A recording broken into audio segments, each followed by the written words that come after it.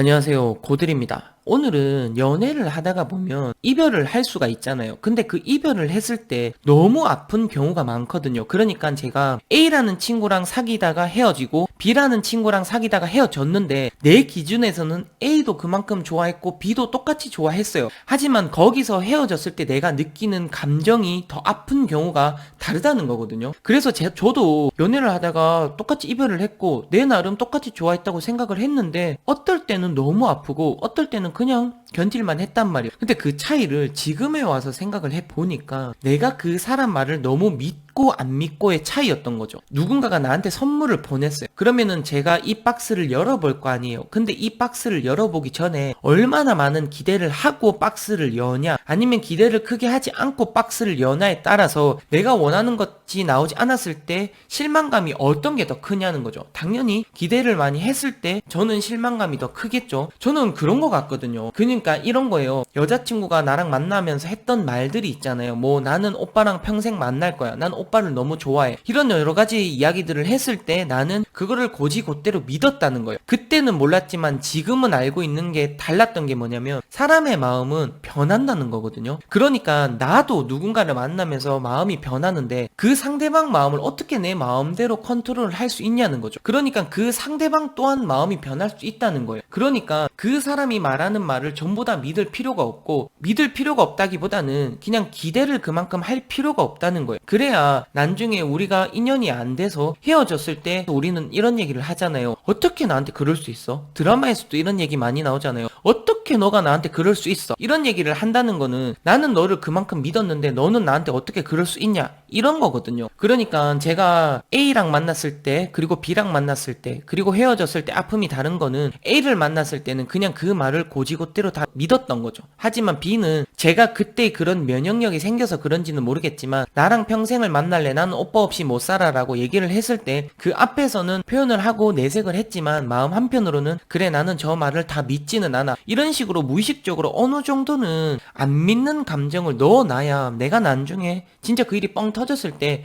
그만큼 기대를 하지 않았기 때문에 그만큼은 조금 덜 아픈 것 같아요. 제가 느끼기에는. 그리고 이거를 정말 알아듣기 쉬운 예를 하나 더 들어드리자면 남자들은 분명히 공감이 갈 거거든요. 내가 여자친구가 있는 상태에서 군대를 갈 때 여자친구들은 열의 8명은 이렇게 이야기를 합니다. 나 오빠 기다릴 거니까 걱정하지 말고 군대 가서 편안하게 군생활 하다가 와. 이렇게 얘기를 하지만 막상 군대 생활을 하다가 보면 그 군대 생활을 하던 사람의 마음이 변할 수도 있고 기다리던 여자친구의 마음이 변할 수도 있다는 거예요. 그러니까 너무 사람 말을 곧이곧대로 다 믿어버리니까 그만큼 내가 겪는 실망감과 아픔이 크더라는 거죠.